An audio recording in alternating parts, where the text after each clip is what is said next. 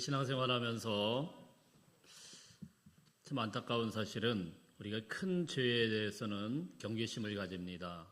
누군가가 우리에게 접근을 해서 큰 도둑질을 한탕 크게 하자 뭐 이렇게 이야기를 한다거나 어떤 사람이 누구 하나를 죽여버리자 같이 협조를 해달라 뭐 이런 식으로 우리에게 부탁을 한다고 하면은 여기 계신 어떤 분들도 절대로 거기에 가담을 하지 않을 겁니다.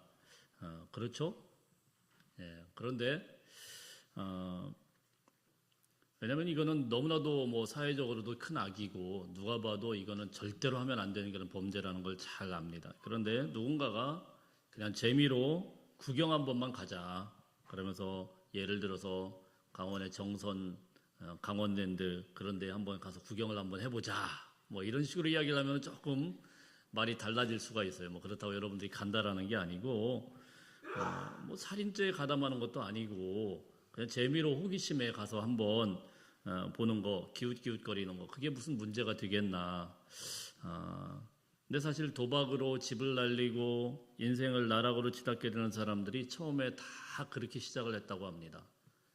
기웃거리다가 호기심에 그냥 가서 구경 한번 하다가 거기에 그대로 빠져들게 되고 더 이상 돌이킬 수 없는 그런 곳으로 완전히 인생이 그렇게 나락으로 떨어지게 되는 것이죠. 안타까운 거는 요즘에 넷플릭스 드라마의 참교육이라는 곳에서 나온 것처럼 청소년 아이들 도박 중독 때문에 굉장히 심각한 문제가 되고 있다고 합니다. 스마트폰을 통해서 애플리케이션이 들어오고 거기를 쉽게 접근을 하는데 소액 결제를 통하여서 쉽게 거기에 접근하고 들어갈 수 있는 그것이 나중에는 빚이 눈덩이처럼 아이들이 커져가지고 평균적으로 아이들이 뭐 중학교 아이들, 뭐 고등학교 아이들 이런 아이들인데 평균적으로 1인당 300만 원 정도의 도박빚을 갖고 있대요. 그리고 심지어는 그 판돈 한 번이 6천만 원까지 되는 경우도 있다고 합니다.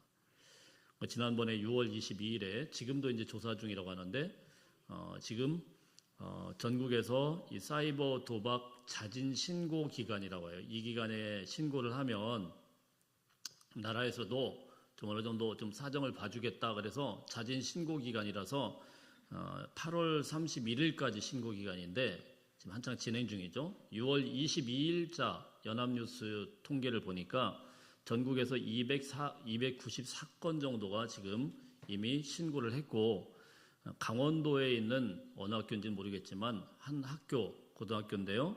무려 48명이나 되는 아이들이 이 인터넷 도박에 들어갔다라고 신고를 했다고 그래요. 그러니까 자그마한 그런 단순한 호기심이 이 아이들 갖다가 이렇게 나락으로 치닫게 되는데요. 이 아이들이 상습적으로 가가지고 이 도박빚을 갚기 위해서 자동차를 털기도 하고 그리고 심지어는 부모에게 폭력을 가해가지고 자기 도박빚 3천만 원 안 갚아준다고 그게 지금 현재 대한민국 청소년들의 현실이라고 할 때 너무 가슴이 아프다는 것이죠. 근데 여러분 영적으로 보면 사탄이 우리를 미혹하는 과정을 가만히 보면은요 처음에는 이런 아주 작은 호기심부터 자극을 하고 타협거리를 슬쩍 던져놓는다는 걸 알아야 돼요. 사탄은 처음부터 하나님 버리라고 이야기하지 않습니다. 아마 마지막까지도 하나님 버리라고 그렇게 접근하지는 않을 거예요. 조금만 타협할 거리를 놓아두는 겁니다. 조금만 쉬라고 이야기합니다. 뭘 그렇게 네가 의인이라고 그렇게까지 할 필요가 있느냐. 조금만 쉬면 조금만 세상과 타협을 하면 좀 편한 길이 있지 않느냐 이러면서 접근을 하는 것이죠. 오늘 사사기 2장 말씀은 이스라엘 백성들이 가나안 땅에서 바알을 어떻게 따라가고 바알에게 경배를 하고 바알에게 순종을 했는지를 보여주는 장입니다. 그 말씀을 통해서 우리 안에 있는 우상 숭배들, 바알들 이런 것들이 무엇인지를 돌아보고 끝까지 우리를 붙드시는 하나님의 은혜를 다시 한번 붙드는 계기가 되기를 주의 이름으로 축복합니다. 첫 번째 한번 읽어보겠습니다. 첫 번째 보이나요? 시작. 이스라엘은 하나님을 버린 것이 아니라 바알을 추가했습니다. 하나님을 버린 것이 아니에요. 우리 11절 말씀 한번 보겠습니다. 11절 시작. 이스라엘의 자손이 여호와의 목전에 악을 행하여 바알들을 섬기며. 자, 이스라엘 백성들이 바알들을 섬겼다고 하는데요. 이스라엘 백성들이 바알들을 섬길 때 하나님을 버렸느냐? 그렇지 않아요. 하나님 버리고 바알에게 갔느냐? 그렇지 않습니다. 교회 다니다가 갑자기 싹 배신하고 불교로 귀의했느냐? 그런 건 거의 없죠. 예. 호기심에 가기 시작하는 거예요. 호기심에. 그리고 오늘 말씀을 보면은 이스라엘 자손이 여호와의 목전에라는 말씀이 먼저 있어요. 여호와의 목전에 악을 행하여 바알들을 섬기며. 그러니까 여호와의 목전에 여전히 있는 겁니다. 예배도 드리고 제사도 드리고 기도도 하고 여전히 절기를 지키고 하나님의 목전에 하나님의 그 신앙의 지도하에 있는 사람들이 바알을 섬기게 되는 거예요. 대학교 때 한 자매가 저한테 와가지고 오빠 왜? 같이 아르바이트 한번 안 할래? 그러더라고요. 무슨 아르바이트? 일요일인데 저기 어느 절에 가면 한 번만 노래를 지도해도 30만 원을 준대요. 그 당시 30만 원이 엄청 컸습니다. 저희 학교 등록금이 수업료가 한 100만 원 약간 넘는 국립대학이기 때문에 좀 그때도 뭐 그건 큰 돈이긴 하지만 한 학기 수업료가 100만 원인데 한 번만 가도 30만 원, 한 달만 가면 학비가 나와요. 자, 그런 아르바이트를 하는 이런 꿀 아르바이트가 어디 있어요? 지금도 한 번 노래 한 번 지도하는데 30만 원 얼마나 커요? 한 번만 가자 그러더라고요. 제가 불러다 놓고 너 이리 와. 한참 교육을 했습니다. 너 거기 가는 동안 만약에 가기만 하면은 나랑은 더 이상 말도 안 한다. 그래서 막 야단을 쳐놨는데 지금은 이제 서울의 큰 교회 이제 권사님이 되셔가지고 아기 낳고 아주 잘 살고 있습니다. 이런 거예요. 한 번만 가는 게 뭐 어떨까, 그죠? 한 번만 가면서 슬쩍 가는 거 뭐 그렇게 어렵겠습니까? 하나님을 잊어버리라는 게 아니에요. 그것만 아르바이트 정도만 한번 하고 그 다음에 하나님 예배 드리고 뭐 얼마나 좋아요. 아마도 이들이 그렇게 이야기를 했을까요? 당신 하나님 예배하는 거 오케이. 서양 사람들은 that's okay. 오케이. 전혀 문제 안 된다.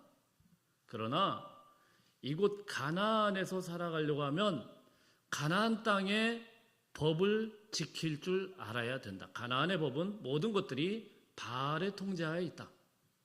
바알에게 제사를 지내야 되고 풍요의 신인 바알에게 제사를 지내야 농사도 잘 되고 집도 잘 되고 평안도 오고. 자, 이렇게 이야기를 하는 거죠. 주일날은 예배 드려. 오케이. 그런데 평일날에는 바알과 풍요의 신인 아스타롯에게 경배를 하는 것이 맞다. 솔깃하지 않겠어요? 잘 살라고 하는데, 부자 되라고 하는데. 그래서 이스라엘 백성들은 하나님 앞에 열심히 예배드렸습니다. 예배드린 그 옆에 살짝 뭐를 갖다 놨냐면 바알도 갖다 놓은 거예요. 하나님 앞에도 예배드리고 바알도 섬기고. 예배는 하나님 앞에 드렸습니다. 찬양은 하나님 앞에 드렸습니다. 기도는 하나님 앞에 올려드렸어요. 그러나 입술로는 하나님을 부르고 하나님 앞에 예배했지만 그들의 마음은 세상을 더 신뢰하기 시작한 것입니다. 바로 이것이 하나님을 책망을 불러온 가장 큰 죄가 되더라는 거예요. 사랑하는 성도 여러분, 오늘날 우리는 바알 신상 앞에 절하는 사람 없습니다. 불상 앞에 가서 막 절하고 꾸벅꾸벅 하는 사람 여기 어디 있어요? 아무도 없습니다. 현대인의 바알은 아주 교묘하게 우리에게 접근을 한다는 사실을 알아야 돼요. 돈이면 다 된다. 돈 버는데 무슨 수단과 방법이 필요하냐. 일단 돈을 벌고 그걸 헌금 크게 하면 되지. 무슨 방법이 필요해? 돈 번다는데. 성공하면 모든 문제가 다 해결된다고 합니다. 성공만 하면 되지 않겠느냐. 내가 성공하고 난 다음에 그 다음에 잘하면 되지. 조금만 타협하면 편하게 될 수 있는 것을 뭘 그렇게 너 혼자 그렇게 잘 믿는다고 그렇게 할 수가 있느냐. 그래서 우리가 어느새 주일날에는 주님을 열심히 예배하고 찾고 기도하고 월요일부터는 세상을 눈치를 보기 시작하는 거예요. 세상을 더 신뢰하기 시작하는 거예요. 교회에서는 믿음을 이야기하지만 인생의 중요한 결정을 이야기할 때는 믿음보다는 계산을 하기 시작하는 것입니다. 하나님 앞에 기도하는 것보다도 세상의 변호사의 말을 더 많이 듣고 세상의 판결을 더 무게를 두고 기도하는 것보다도 통장을 더 의지하게 되고 말씀보다도 세상의 공식을 더 신뢰할 때가 있다라는 거예요.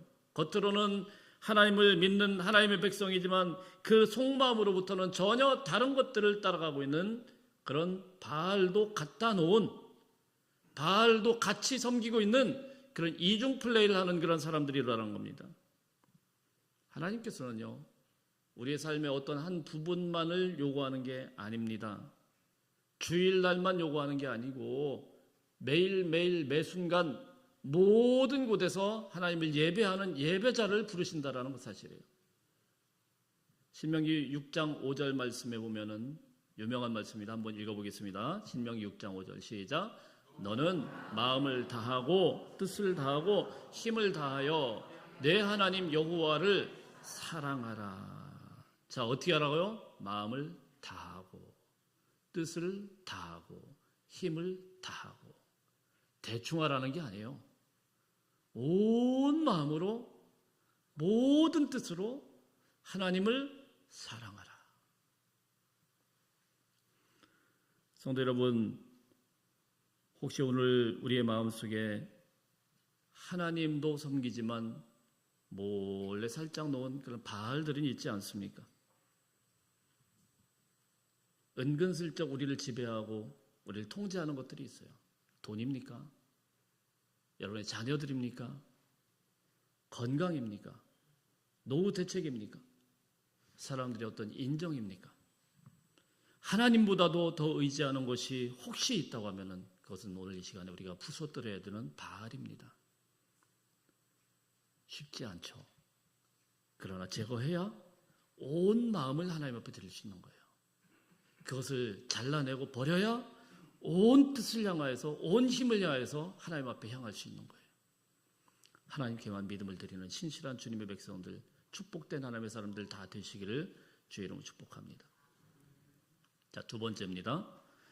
하나님을 떠난 이스라엘 백성들에게 어떤 일이 있게 되느냐. 우리 2번 읽어봅니다. 시작. 죄에 대한 하나님의 진노하심. 하나님은 진노하시죠. 죄를 그냥 넘어가지 않죠. 14절 읽어보겠습니다. 14절 시작. 여호와께서 이스라엘에게 진노하사 노략하는 자의 손에 넘겨주사 그들이 노략을 당하게 하시며 또 주위에 있는 모든 대적의 손에 팔아 넘기심에 그들이 다시는 대적을 당하지 못하며. 하나님이 진노하십니다. 그동안 하나님께서 막아주셨던 모든 대적들이 갑자기 들불처럼 막 일어나가지고 한꺼번에 적이 돼가지고 막 달라드는 거예요. 자, 이렇게 됐을 때 어떻게 되느냐. 우리 15절에서는 이렇게 이야기합니다. 15절 읽어보겠습니다. 15절 시작. 그들이 어디로 가든지 여호와의 손이 그들에게 재앙을 내리시니. 자, 여기까지요. 예, 여기까지. 그들이 어디를 가든지 어떻게 돼요? 재앙을 내리시니. 하나님이 따라다니면서 재앙을 내리시는 거예요. 하나님이 따라다니면서. 하나님이 여러분 우리를 쫓아다니면서 재앙을 내리면 어떻게 살겠습니까? 예. 하나님이 우리를 쫓아다니면서 축복을 내리셔야지. 여호와의 손을 딱 펴가지고 우리 가는 곳마다 혼내고 야단치고 막 어렵게 만들고 다리 하나 분질러 쌓고 막 이러면 어떻게 살겠어요 우리가? 우리 하나님이 그렇게 하셨단 말이에요. 그래서 어떻게 되느냐? 뒤에 보면은 그들의 괴로움이 심하더라. 당연히 괴롭죠. 힘들죠. 피할 곳이 어디 있어요? 우리 하나님이 뭐 계속 쫓아다니면서 다 간섭하시고 혼내는데 어떻게 피합니까? 그리고 오늘 이 말씀을 가만히 읽다 보면 이런 생각이 가끔 들어요. 그래도 뭐 바알 하나 좀 뒀다고 그냥 좀 훈계하고 야단치고 그냥 좀 두고 보시면 되지. 뭘 저렇게까지 막 쫓아다니면서 어디를 가든지 쫓아다니면서 하나님이 재앙을 내리시면 이거 어떻게 살아요? 여러분, 하나님이 어디를 가든지 감시하면서 막 하면 어떻게 삽니까? 사람의 감시도 피하기 어려운데 하나님이 그렇게 하신다. 이거 어떻게 살아요? 꼭 그렇게 할 필요가 있을까? 아무리 그래도 그렇지 하나님이 재앙을 내리면 계속 재앙을 내리며 쫓아다니며 재앙을 내리면 어떻게 살려는 건가? 피 말려 죽일 작정이냐? 하나님도 너무 심하신 것 같다. 뭐 이렇게 말씀하실지 모르겠습니다. 이제 호주에 있을 때 한 조그마한 아이가 한 3살 정도 되는 아이가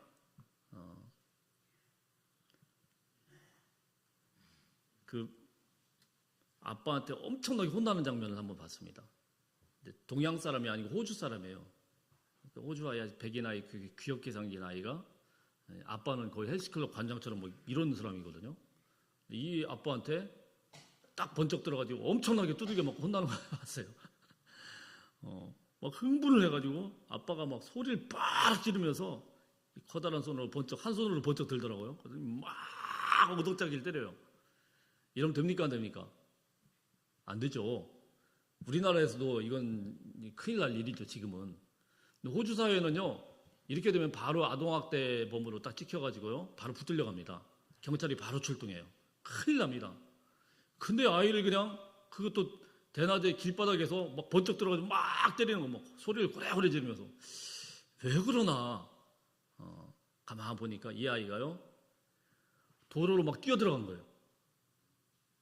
이거 아빠는 놀래가지고 소리를 막 지르고 한 손으로 번쩍 들고 막 엉덩이를 막 때리면서 애가 울든 말든 야단을 친 거죠. 여러분 아이가 차도로 위험하게 뛰어 들어갔는데도 웃으면서 괜찮아 이러는 아빠가 정상입니까? 아니면은 흥분해가지고 애를 뚜르게 패는 게 정상입니까?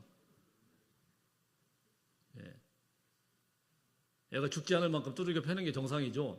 다시는 그거보다도 왜냐면 아이가 그 통제 안 되면은 진짜 큰 사고 나가지고 애가 죽을 수도 있잖아요. 그래가지고 뭐 아이를 뭐 미워해서 그러는 게 아니고 그렇게 징계를 내린다는 건 아이를 살리기 위해서 애를 야단도 치고 혼도 내고 감시도 하고 하는 거예요. 하나님도 마찬가지입니다. 하나님께서 이스라엘을 포기하셨다고 하면은 징계하지 않습니다. 아직도 하나님은 이스라엘 백성들을 너무너무 뜨겁게 사랑하시기 때문에 그러기 때문에 따라다니면서 재앙을 내리는 거예요. 따라다니면서 꼴밤도 때리고 회초리로 종아리도 때리고 그러는 거죠. 따라다니면서 괴로울 거 모릅니까? 괴로워도 때리는 거예요. 왜요? 돌아오라 이거예요. 돌아오라. 그래서 이들은 얻어맞으면 뭐 어떻게 합니까? 울부짖죠. 막 울어요. 아이고 잘못했습니다. 다시는 안 그러겠습니다. 울부짖어요. 자 여기서 사사기에 계속되는 반복되는 패턴이 나오는데요. 자 이렇게 울부짖으면 하나님께서 그 부르짖음에 응답해서 16절에 보니까 한 구원자 사사를 세워요. 그럼 하나님께서는 이 사사를 보내서 그들을 구원해 주세요. 구원해 주시면은 이 사람들은 어떻게 해야 되죠? 정신 똑바로 차리고 다시는 그러지 않고 돌이켜야 되는데 성경은 굉장히 참혹한 결과를 오늘 말씀을 하고 있어요. 우리 19절 말씀 한번 보겠습니다. 19절 말씀. 19절 시작. 그 사사가 죽은 후에는 그들이 돌이켜 그들의 조상들보다 더욱 타락하여 다른 신들을 따라 섬기며 그들에게 절하고 그들의 행위와 패역한 길을 그치지 아니하였으므로. 사사를 보내서 구원해 주시면 감사해서 다시 정신 차리고 살아야 되는데 사사가 죽자마자 기다렸다는 듯이 이전보다 어떻게 해요? 더욱 타락해요. 더욱 타락해요. 고집을 안 꺾어요. 더욱 타락해요. 매도 한두 번 맞으면 그 다음에는 내성이 생기죠. 처음에는 아픈데 두 번째는 이쯤 되면 아빠가 풀릴 것이다. 그죠? 조금만 버티면은 광명이 찾아올 것이다. 버티죠. 그리고 또 그 짓을 하는 거예요.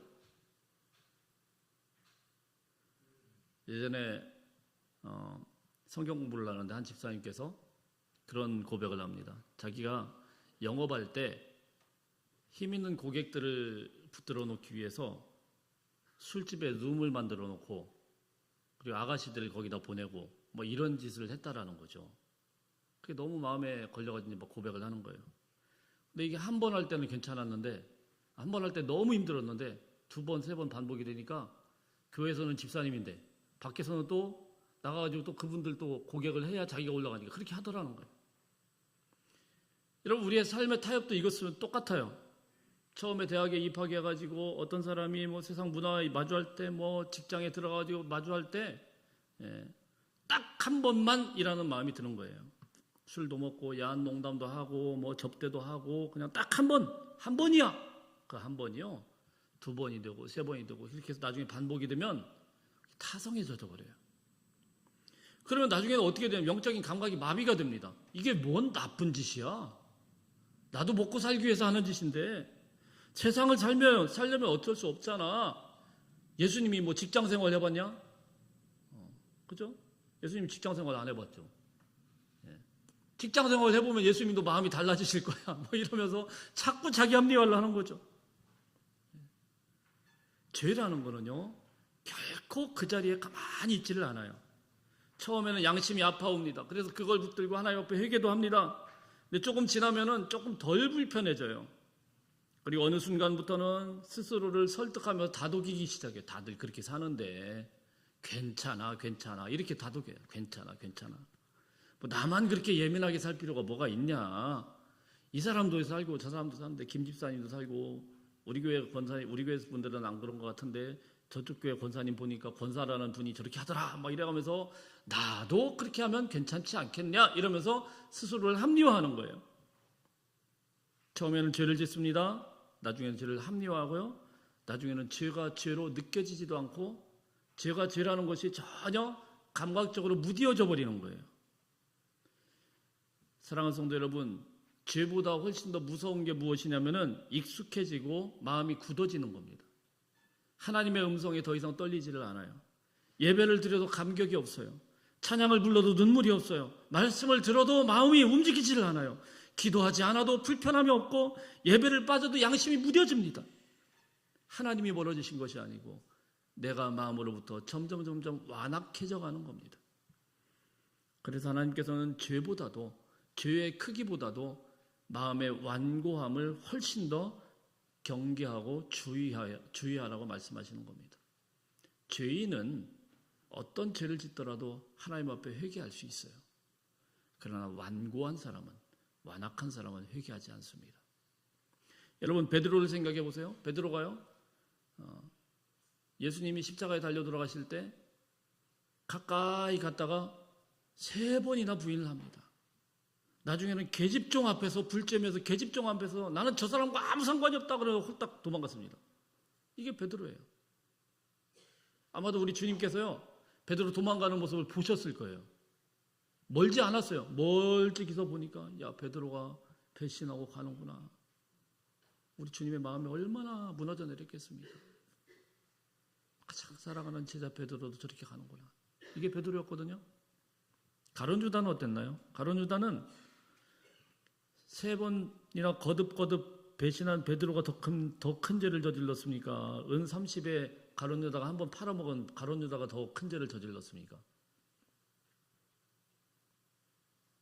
뭐 누가 더 큰 죄라고 얘기하기는 좀 그렇지만 제가 볼 때는 베드로가 만만치 않게 가룟 유다보다도 훨씬 더 중범죄를 저지른 거예요. 사실은 예수님 대놓고 욕하고 저주하고 도망가 버리고. 근데 뭐가 다르죠? 베드로든 가룟 유다는 똑같이 울었습니다. 똑같이 하나님 앞에서 후회는 했지만 베드로는 그 다음에 회개의 삶을 살았어요. 베드로는 그것으로 끝나지 않고 철저하게 회개하면서 예수의 증인으로 마지막 자신의 목숨이 사라지는 그 순간까지 예수의 증인으로 살았고, 가룟 유다는 회개할 기회가 없었어요. 후회는 했고 눈물은 흘렸지만은, 그렇지만 결국 스스로 생을 끝내는 비극으로 그의 인생이 치닫게 된 것입니다. 여러분, 문제는 죄의 크기가 아니라 하나님께 돌아오는 마음입니다. 사랑하는 여러분, 혹시도 우리가 신앙생활을 오래 했다는 이유로 마음이 굳어지고 있지는 않습니까?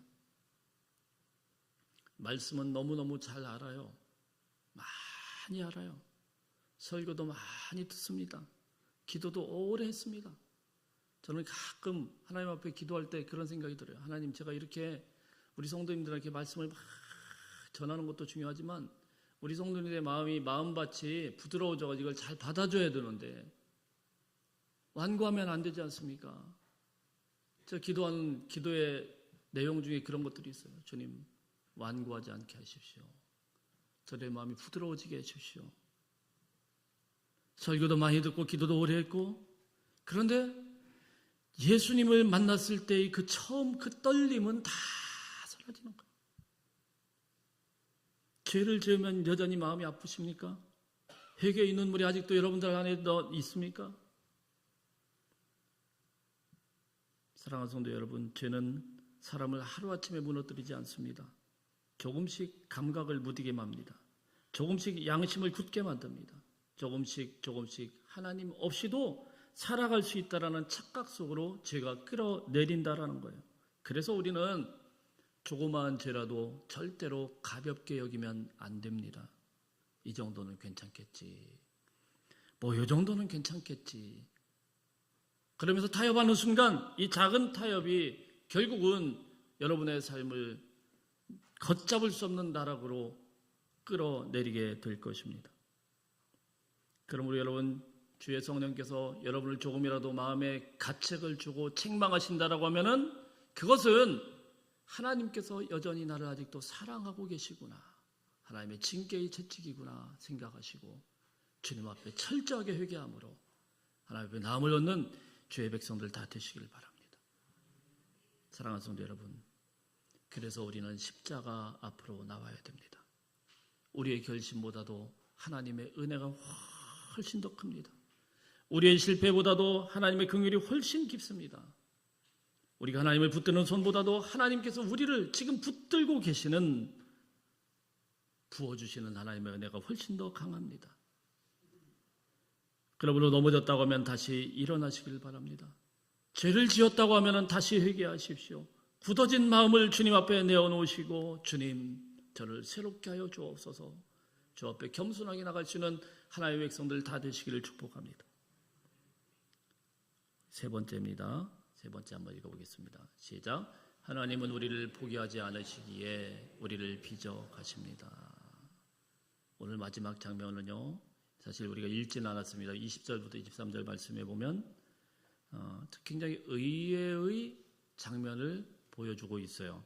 무슨 말씀이냐면은 하나님께서 이 가나안 족속을 그대로 놔둡니다. 지금까지는 가나안 족속을 내쫓으라는 것이 주의 명령이었는데 이 가나안 족속을 그대로 놔둬요. 가나안 족속을 내쫓아야 되는 거 아니겠어요? 근데 왜 놔둡니까? 22절 말씀 한번 읽어보겠습니다. 22절 시작. 이는 이스라엘이 그들의 조상들이 지킨 것 같이 나 여호와의 도를 지켜 행하나 아니하나 그들을 시험하려 함이라 하시니라. 그들을 시험하게 하기 위해서 가나안 족속을 그대로 놔뒀다고 했어요. 그러니까 시험거리로 가나안을 놔뒀어요. 무슨 말씀이냐면은 가나안 족속을 그대로 옆에다 놔두면서 그것 때문에 이스라엘 백성들이 괴롭게 돼요. 계속 괴롭게 돼요. 늘 이게 꺼림쩍어지는 거예요. 순종하지 않은 그런 결과가 결국은 가나안 족속을 그 자리에다 가만히 놔두게 되는데 그것이요 계속 인생의 가시가 되어가지고 그들을 찌르고 넘어뜨리고 막 이렇게 되는 거예요. 사랑하는 성도 여러분, 우리 인생에도요 남겨진 가나안 족속이 있다라는 것을 알아야 돼요. 이게 무슨 말씀이냐면 어떤 사람들에게는 하나님께서 이런 걸 남겨놔요. 다 좋은데 영 이게 낫지 않는 그런 질병 같은 게 있어요. 이것 때문에 괴로워요. 어떤 사람에게는 반복적으로 부딪히고 넘어지는 연약함들이 있습니다. 경제적인 어려움이 있기도 해요. 관계 때문에 상처나 여기서부터 헤어나오지 못하는 그런 것들이 계속 있게 되는 거예요. 우리는 하나님 앞에 묻습니다. 하나님 이걸 왜 안 치워주십니까? 하나님 왜 이것을 내 인생에서 뽑아주지 않습니까? 왜 제거하지 않습니까? 그러나 하나님은 때로는 그 문제를 제거하고 뽑아내고 버리는 그런 것보다도 우리 인생의 가시처럼 놔두면서 우리를 하나님의 의로운 사람으로 빚어가시는 단계라는 것을 여러분 믿으시길 바랍니다. 사도 바울도 그랬어요. 바울도 그에게 하나님 앞에 간절히 기도하면서 주님 육체의 가시를 좀 뽑아주세요. 3번 하나님 앞에 간구했다는 건데 이건 장난으로 간구한 게 아니고 목숨 걸고 기도한 거예요. 주님 제발 제 가시 좀 뽑아주세요. 하나님이 말씀으로 응답합니다. 네 은혜가 네게 족하다. 가시가 은혜라는 거예요. 육체의 질병이 은혜라는 거예요. 이게 이해가 됩니까? 하나님의 사역자가? 근데 바울은 깨달았죠. 가시 때문에 내가 하나님 앞에 부르짖고 기도하게 되고 가시 때문에 주님을 더 찾게 되고 주님의 은혜 안에 머물게 하기 위한 나를 빚어가시는 하나님의 손길이었구나라는 것을 고백하게 되는 거죠. 사랑하는 성도 여러분, 혹시 하나님께서 여러분의 인생 가운데 치워주지 않는 그런 문제가 있습니까? 그 문제 때문에 낙심하고 있습니까? 그렇다고 하면은 오늘 이 말씀을 통해서 다시 한번 질문을 바꿔보시기 바랍니다. 하나님 왜 이것을 제거하지 않습니까? 하나님 왜 나에게서 질병을 고쳐주지 않습니까? 라는 것이 아니라 하나님 이 질병을 통하여서 이 어려움을 통하여서 나를 어떤 사람으로 빚어가기를 원하십니까? 이게 믿음의 사람의 고백인 거예요. 꼭 뽑아주고 고쳐줘야만 하나님의 뜻이 아니에요. 어렵지만 힘들지만 이것 때문에 하나님 앞에 기도하게 되는 게 있는 거예요. 여러분도 다 아시다시피 저도 늘 편안한 그런 인생은 아니죠. 늘 불안해요. 다 아시다시피 제 사모가 그렇게 건강하지 않다 보니까 다 시한폭탄이에요. 근데 저는 감사했어요. 제 친구가 지난주에 와서 이제 부흥회를 하지 않았습니까? 둘이 이제 얘기를 나누면서 가족이 어떻냐 이렇게 이야기하는데 늘 묻는 게 그거죠. 사모님 어떻냐? 그냥 그렇다. 제가 늘 하는 게 있어요. 이게 우리 가정에서 십자가 아니냐? 내가 이것 때문에 하나님 앞에 더 부르짖고 기도하게 되고 이것 때문에 하나님을 더 찾게 되니까 만약에 이거 빠지면은요, 저는 그렇게 간절히 기도하지 않습니다. 그렇게 죽으라고 기도할 필요 있어요? 근데 다급하니까 기도 안 하면 안 되니까 하나님이 붙들어주지 않으면 안 되니까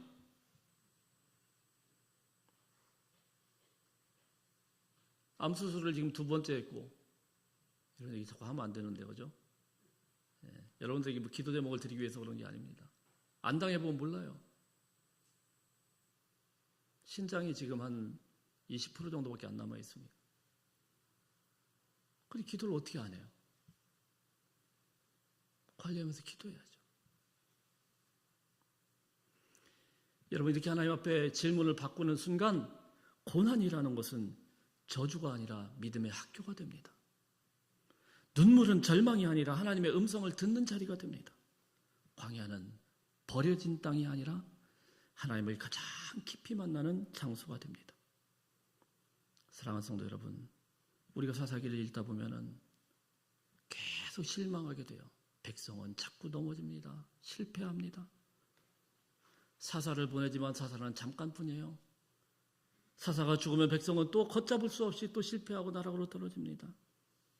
또 다른 세사를 세우지만 또 무너집니다. 계속 반복되는 것이 어찌 보면은 우리 인생과 같고 우리의 신앙생활 같아 보여요. 그래서 우리 하나님께서는 결심하지 않았습니까? 죽지 않는 구원자, 영원히 우리를 붙드시는 구원자, 바로 하나님께서 때가 참에 독생하신 예수 그리스도를 우리에게 보내주신 것입니다. 사사들은 한 시대를 구원했습니다. 그러나 예수님은 모든 시대를 구원하셨습니다. 사사들은 원수를 물리쳤습니다. 그러나 예수님은 죄와 사망을 이기셨습니다. 사사들은 죽었습니다. 그래서 백성은 다 무너졌습니다. 그러나 예수님은 죽음을 이기시고 다시 살아나셨습니다. 그러므로 여러분, 우리의 소망은 사람에게 있지 않아요. 우리의 결심에도 있지 않습니다. 우리의 의지에도 있지 않습니다. 우리를 끝까지 붙드시는 주 예수 그리스도께 있는 것입니다. 우리는 넘어질 수 있어요. 그러나 우리를 붙드시는 주님의 손은 결코 지치지도 않고 결코 끊어지지도 않습니다. 우리는 흔들릴 수 있습니다. 그러나 주님의 사랑은 흔들리지 않습니다. 우리가 하나님을 붙드는 손보다 하나님께서 우리를 붙드시는 손이 훨씬 강하다는 사실을 믿으시길 바랍니다. 그럼 우리는 다시 일어설 수 있습니다. 오늘도 주님의 십자가 앞에 나가시고 소망을 품으시고 주 앞에 달려나갈 수 있는 하나님의 신실한 백성들 다 되시기를 주의 이름으로 축복합니다.